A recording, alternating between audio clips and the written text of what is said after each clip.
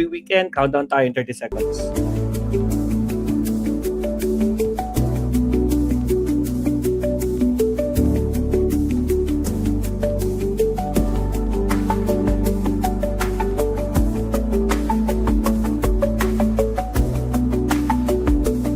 Lalo na kung ikaw ay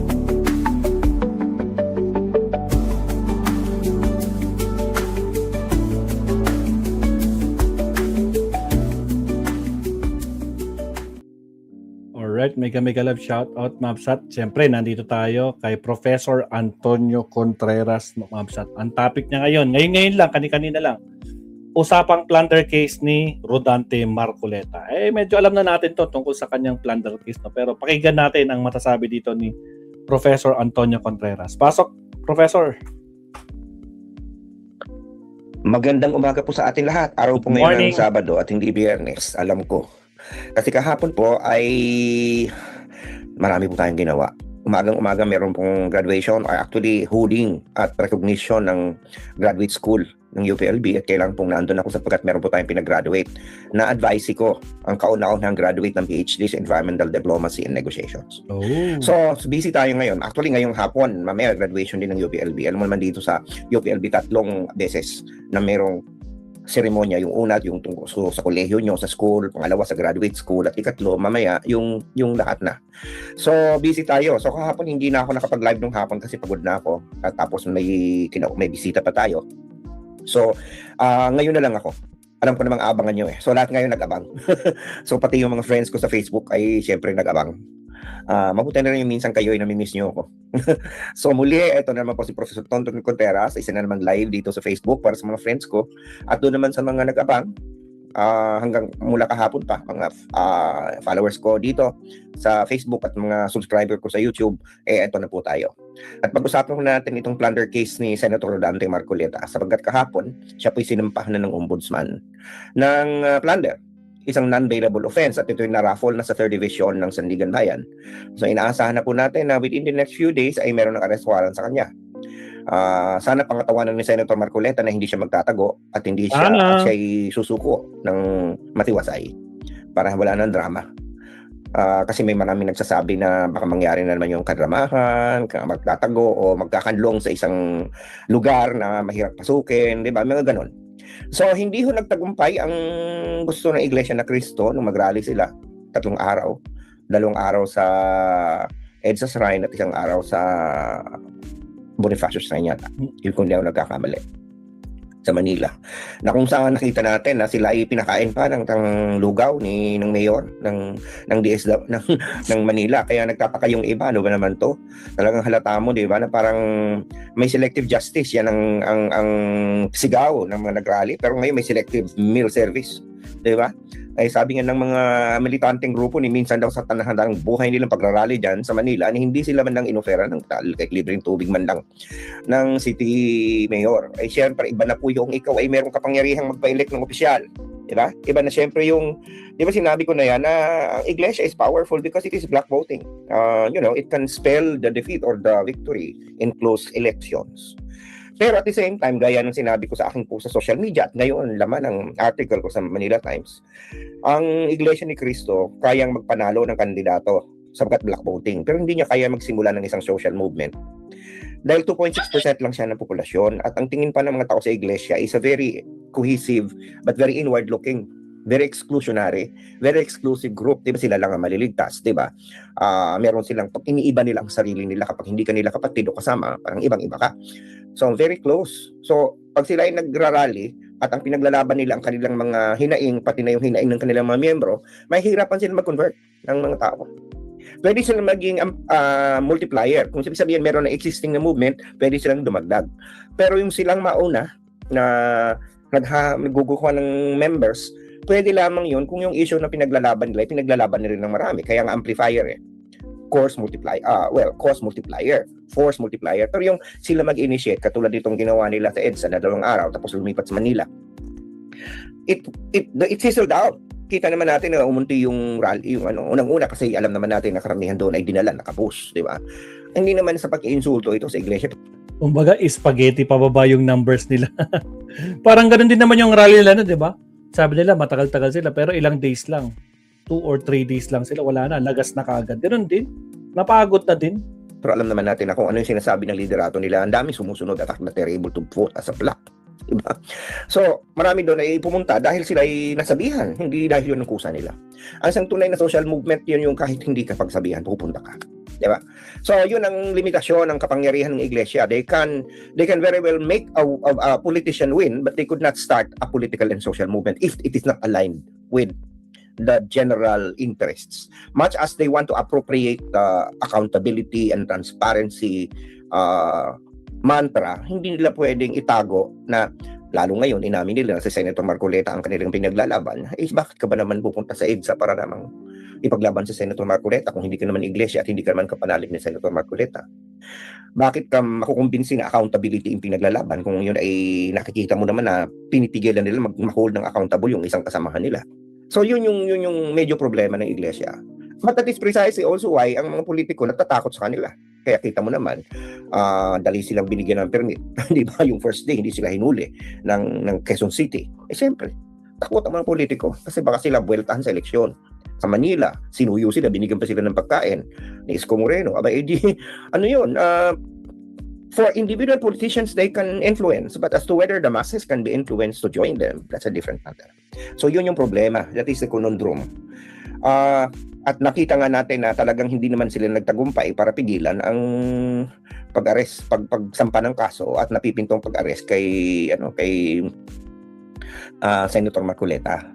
Kasi matagal ko na sinabi to, lalo lang nilang ipininta si Senator Marcoleta sa dingding. Lalo na nilang, para silang kumuha ng baton na ipinukpok sa ulo ni Senator Marcoleta. Kasi syempre, ang gobyerno, lalong hindi sila yung tutupi. Lalong hindi titiklop na go into bend the knee. Kasi hindi magandang optics na dahil nag-rally lang ng iglesia ay hindi na nila kakasuhan si Marcoleta. Hindi ba? Ngayon, may mga taong, ang pangunahin talagang layunin ng aking talk ngayon, ng aking live ngayon, ay paliwanag kasi may mga taong nagsasabi, bakit naman plunder ang ikakakaso kay Marcoleta? Campaign contribution yun. At tapos biglang binabanatan pa nila si President Marcos tumanggap ng lagpas na 50 million na campaign contribution sa isang tao, si Erwin Tulfo, ganun din. Ba't hindi na daw bigyan? Ba't hindi rin hulihin? Ba't hindi rin kasuhan ng plunder? Nalilito ang tao Alam mo yung mga diehard Duterte supporter na nagpapalabas ng ganito, maawa naman kayo sa inyong mga ordinaryong mamamayang mga tagapanalig kasi niluloko nyo. Dinadala nyo sa isang sitwasyon na naniniwala sila sa isang bagay na walang basehan. Nakalulungkot kasi alam mo, ako personally nga sa akin, kung hindi man ang plunder mahirap papatunayan. Mas maganda sana kung kasuhan na lang ng iba. Personally, I even criticize in one of my columns the ombudsman for like filing plunder left and right. Diba? Because plunder is really a strategic move. Para sa binibigyan mo na lahat. Itodo mo na yun. Kung hindi naman na-over, at least may iba pang kasong pwedeng isampa. Kasi ang plunder is a non-bailable offense. Hindi siya bailable. Hindi pwedeng magpayansa ang isang tao. So yun ang sinasabi ng iba na si Marcoleta kaya daw pinaplunder para hindi na makabail at hindi na makasama sa impeachment hearing. Well, ganun talagang sitwasyon. Diba? Siya lang naman kasi ang sabi ko nga sa isang radio interview, napakadaldal kasi niya.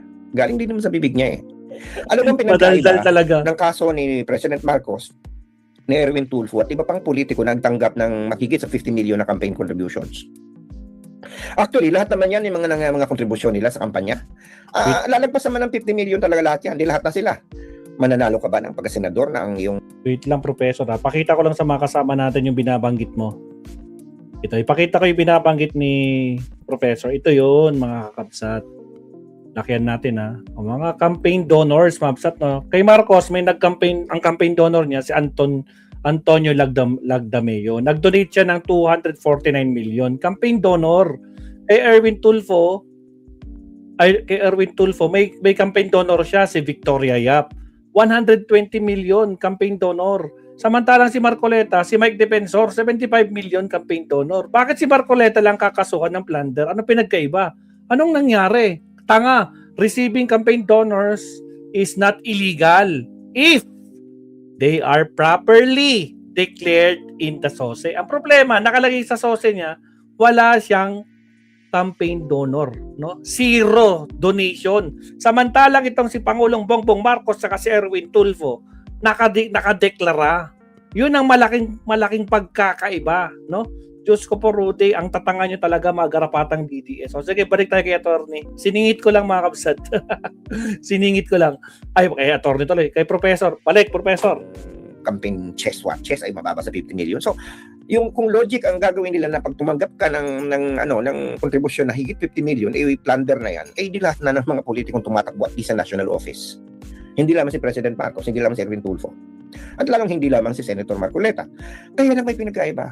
Una, itong iba, diniklara nila sa SOSE. Yon! Sa Statement of Campaign Expenditures na required ng law. Idideklara mo yan. Kasi, kapag ikaw ay nakaupo, at lalo pa dito, kapag kasi ikaw ay kandidato, obligasyon mong ideklara sa SOSE mo. Ngayon, lalo na kung ikaw ay isang government official, kasi sa aming government official, sa taga-UP ako, di government official ako, bawal kaming tumanggap ng regalo.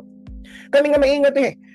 Yun lang na magpapadefend ka ng estudyante, mayroong estudyante magde-defend ng thesis o disertasyon, hindi kami pwedeng magpakain. O hindi namin pwedeng obligahin ng estudyante magpakain sa mga miyembro ng panel. Kasi yun ay considered as gift. Kahit hindi pera yun. Gift yun, bawal yun sa civil service. Which is true. So, and what more if it is by the millions? Bawal. Ang tanging pwede lamang tumanggap ng pera ang isang government official ay pagtatakbo sa eleksyon at idideklara ang campaign contribution. Tama. Hindi po yan ginawa ni Senator Marcoleta. Tama. Pakiulit po, hindi po yan ginawa ni Senator Marcoleta. Hindi niya dineklara sa SOSE. Zero nga. Kasi ang dahilan niya, hindi pa naman daw siya kandidato. Noong January 2025, doon tumanggap siya ng 75 million. February 2025, ang start ng campaign period for 2025 election. Technically, tama siya. In fact, tinatigan pa nga siya ng COMELEC eh. Di ba, inimbestigan siya ng COMELEC dahil wala sa SOSE niya.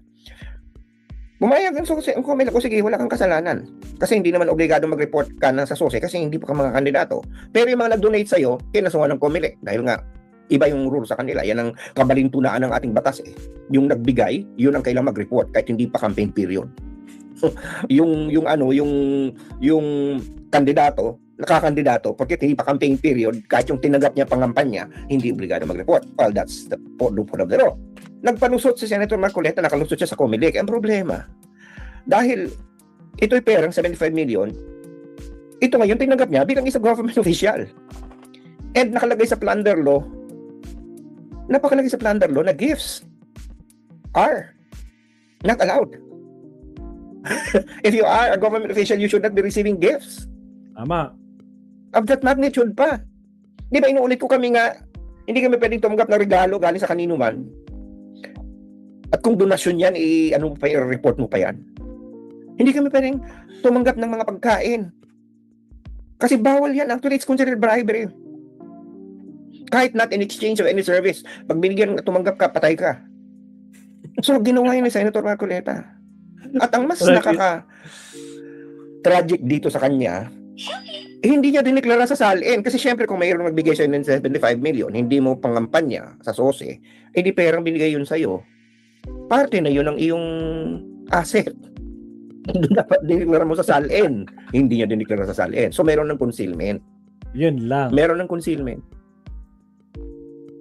Hindi dineklara sa SOSE dahil hindi ba siya kandidato. Kung saan mo dapat dineklara yun, di sa SALN dahil pera mo. At hindi lang yun, kahit pa dineklara mo sa SALN yun, mali pa rin sapagkat tumanggap ka ng 75 million. Although, siguro biglang mabawasan ng kaunti yung kanyang yung kasalanan kasi at least hindi niya kinonsil. Pero ngayon, kinonsil niya, kung hindi pa siya puwersa, hindi niya ngangalanan ng source.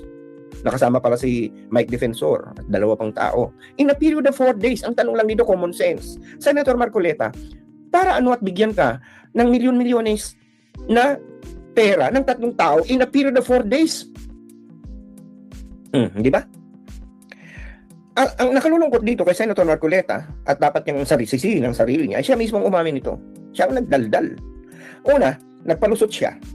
Hindi niya nalagay sa SOSE. Sabi niya, hindi pa naman ako kandidato. Hindi naman siya nakalusot sapagkat lalo pa siyang nauwi sa plunder.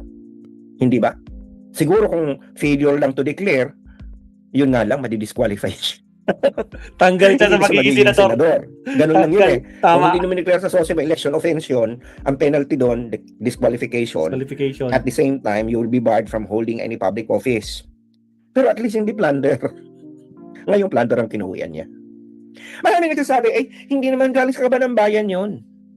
Talaga namang hindi galing sa kaban ng bayan ng mga regalo ng mga private individuals, pero covered po yan ng plunder law. Alalahanin po ninyo si Erap Estrada, hindi ba siya tumanggap ng gift mula sa mga wedding operators before? Na, di ba na-guilty siya ng plunder ng korte? Kaya nga siya nakulong. Hindi ba? So may president, hindi po itong kauna-unahan ng mga private donors ay, kaya nga ako natatawa ko dito sa mga DDS Alam mo, maawa naman kayo, lalo na sa mga DDS enablers, maawa naman kayo sa inyong mga ordinaryong mamamayan. Yes, kising! Kasi alam nyo naman na mali kayo, pero pinipilit nyo pa rin. Ang iba sa inyo, profesor pa, ng UP pa, ng Lasal. Ang iba, writer ng mga script pa. Di ba? Ang iba, mga doktor pa, asawa ng doktor. May Lasal din. Di ba? Maawa naman kayo. Hindi tama yung ginagawa ninyo na nag-enable kayo ng kasinungalingan. Kasi nasa tayo mga medyo may alam o nakakaalam, obligasyon natin na magbigay ng liwanag, ng paliwanag at pag-unawa sa mga taong maaring kulang sa resources para maka-access ng information na ganun. Pero kung kasama tayo sa nagluloko sa mga tao, masigit ang ating kasalanan. Agoy. Inuulit ko po, bagamat ang plunder ay parang huwag dapat basta na lang itatapon. Sa ganitong sitwasyon, sang-ayon ako na kaso ng plunder si Marcoleta kasi hindi na kailangan maghanap ng ebidensya, sila mismo nagbigay. Uy, Professor, yung anak niya, si Paulo Marcoleta, sabi niya, walang kasalanan yung tatay ko. Hindi sigurado, mapapasura yan, walang kasalanan. No? Hindi pwede yun kasi hindi naman galing sa government fund yung mga binigay na donation. Mga tanga talaga, putragis. Tapos sinasabi nila, bakit kasi si Martin Romualdez, ang iba hindi pa nakakasuhan? Kasi nga, naghahanap pa ng ebidensya kasi wala naman diretsang pwedeng makapagturo agad. Ito, hindi mo na kailangan hanapan ng ebidensya. Siya namin kaya nauna, si Marcoleta ay dahil siya. Kaya, tama. Kaya hindi mo na kailangan maghanap ng ebidensya dahil siya yung mismo yung ebidensya. Parang si Inday Sara din. Siya yung ebidensya sa pag-a-assassin. Siya yung nag-utos sa mag-a-assassin sa First Family. Diyos ko po, Rudy. Yan ang ebidensya. Wala sila pinagkaiba ni Sara Duterte. Sila ang ebidensya mismo. Kaya mabigat ang kaso nila, Diyos ko po, Rudy. Ginawa niyang madali ang trabaho ng ombudsman. Correct. Pinadali niya Alam nga namang, ano bang gusto niya? Sasabihin ng ombudsman, ayaw mo ng selective justice. Pero sasabihin ng ombudsman, teka, kahit malinaw na yung ebidensya kay Senator Marcoleta, huwag muna natin siyang unahin Hintayin natin bago natin mahanapan ng buta si Martin Romualdez at ang iba pang mga congressman at ang iba pang politiko. Yun ang selective justice. Kasi andyan na Kanino makasalanan yung nagdadaldal? Kanino makasalanan yung parang inihayang muna sa ombudsman ng ebidensya? Hindi diba? Napigilan. Kahit ako ganun ang gagawin ko, eto, pinaghahanap pa kami ng ebidensya. Si Martin Romualdez, may mga nagsasabi pa, yung mga Maleta Boys naman, ngayon lang naman nagbigay ng kanilang mga testimonies na sworn. Di ba sinabihan sila ombudsman, magbigay kayo ng individual affidavit nyo. Matitigas ang ulo, delay ng delay, ngayon lang nagbigay. Di ba? Ako din mismo, kung talaga si Martin Romualdez sa isang kutyan, isama nyo. Wala namang problema. Diba? Manahimik na mga to. Ang problema, ang proseso, kailangan hanapan ng ebidensya. Sabi niyo ba si Jingo Estrada, hinuli agad? Kasi nga merong isang testigo na nag-admit na talagang personal niyang binigyan. O hindi ba? Ganon din si Bong Revilla. Uunahin mo siyempre, yung merong malinaw na ebidensya na parang hindi ka na kailangan maghanap. Ito si Marcoleta, bigla niyang inihayang na lang basta-basta. Natatawa ako doon sa anak niya. Sabi parang flawed daw yung argumento ng sige. Kailangan daw ipakita yung koneksyon ng pagtanggap doon sa korupsyon. Yung mismong pagtanggap po, Paulo Marcoleta, yun mismo ang korupsyon. Hindi naman importante kung yun ay galing sa masama. Hindi naman sinasabing yun ay kinurakot nitong tatlong taong ito, pero parang gusto mong isipin sa kanya nakakuha ng 30 million biglaan nitong si Defensor. Di ba? Parang iisipin mo, di ba? Hindi naman pinag-uusapan dito kung from a poison tree or saan gagamitin ni nakaw. Malay mo, binili mo. Yun, ang importante dito, nakalagay sa batas, gifts. Receiving gifts. Any public official receiving gifts is already prohibited. The act itself is prohibited. Tama. You don't have to argue that the source is from corrupt sources or it was used for corruption. The act itself of receiving the gift is the one that is corrupt. Kami po, tumanggap lang kami ng 1,000 dahil public official kami. Makakasuhan na kami. Ay nako,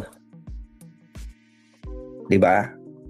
Tumanggap ka without rendering a service, 'di ba? At lalo na kung yung serbisyong gagawin mo ay hindi naman ayon sa trabaho mo. Ano, parang gusto iniisip ko, ano kaya yung kapalit ng 75 million na yun? Sabi naman niya, yung mga kaibigan to, utang ng loob na lang ibibigay niya. Utang Tama na na loob. ng ombudsman. Pag ikay nasa government service, ang utang ng loob niya could mean many things. Parang nagbabangko na, nag-i-impok na, ng imprudensya, na pag ikaw ay nanalo, pwede ka nang tawagan at pwede ka nang pagawin ng mga bagay-bagay na labag. Anyway, paliwanag lang po ito, ha? Siya, sana po napagturok sa inyong kaisipan Salamat, at ng mga Professor. puso at napabagong panahon sa buhay, lalong-lalo na sa usapang politikal dahil sabi sa ng dasal, teach mind, touch heart, and transform lives. At sana, nakapagsilbi ako sa bayan dahil sabi sa akin ng UP, serve the people. Okay, kita-kita na lang po tayo sa Lunes. Alright, salamat. Professor Antonio Contreras Putragis, na balljack pa naman ang kampo ng mga DDS, lalo na yung kampo ni Marcoleta. Lalo na tong anak niya, no? Talagang bobo din, Putragis, Diyos ko, Rudy. O siya, Mapsat, mag-next topic na. Nakikita nyo yung next topic ito, nasa tabi lang ni Professor ito. Dito tayo kay Attorney Bueno, Mapsat, tingnan natin to. From 16 votes, magkakapsat, 14 votes na lang ba talaga? Paano mag-convict kung kulang ang mga senador? O sige, isunod natin to kay Attorney Rene Bueno sa kanyang paliwanag. So, countdown muna tayo. Again, sa mga bagong pasok, shoutout sa iyo. Good morning po sa lahat. Countdown tayo in 30 seconds. Here we go!